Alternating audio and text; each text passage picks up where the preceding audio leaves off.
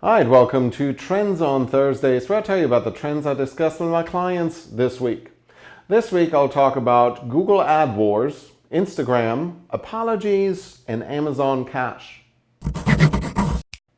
First up, Basecamp recently ran an ad that said having to bid on keywords for your own brand is having to pay ransom to Google.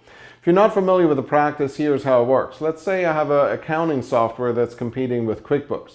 Since QuickBooks is getting much more traffic, you might bid on the keyword QuickBooks to be seen by people that are looking for accounting software. So far, so good. For small businesses, this is, of course, a sound strategy of David taking a little piece out of Goliath. This isn't really anything new, by the way. Many years ago, I bought a billboard for one of my clients right above the storefront of one of their biggest competitors. Now, it certainly isn't playing nice, but it's probably done more often than you think, especially on Google. It can, of course, also spell major trouble when your competitor is bigger and bids much more than you can afford. On one hand, all is fair in love and business. On the other hand, let's say you're a local brewery and you get into a bidding war with, let's say, Budweiser. I'm not sure what the answer is, but I have always recommended that you know what happens when you Google yourself, and I think it's more important than ever. Next, according to a recent Instagram study by Quintly, almost 70% of posts analyzed are images as opposed to carousels and videos.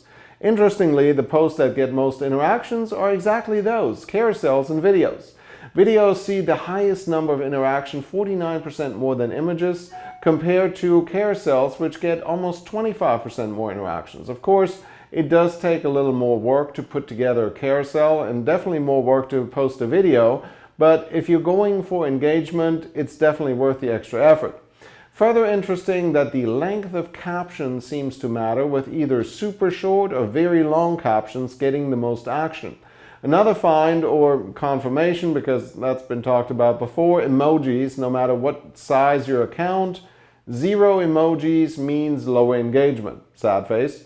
We still have several clients that are reluctant to embrace Instagram or create content for it specifically because they're so used to Facebook. Yes, Instagram is different, but if your target demographic skews a little younger, it's definitely the way to go. Next up, apologies are the new thing this year when it comes to politics. As you may know, I occasionally get involved in political campaign strategy if a candidate is willing to be different enough anyways. As a result, I'm on several mailing lists for campaigns from Biden to Trump to local races and everything in between.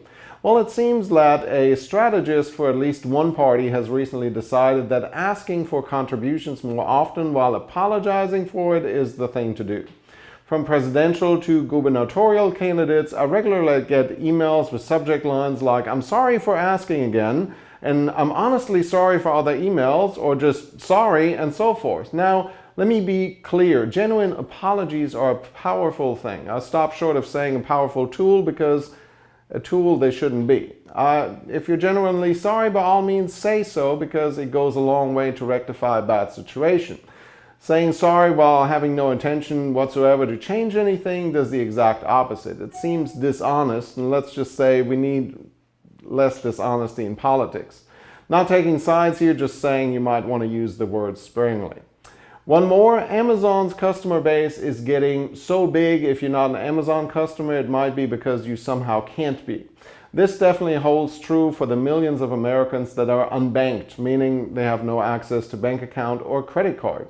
Matter of fact, that is the group that people are concerned about when it comes down to cashless stores.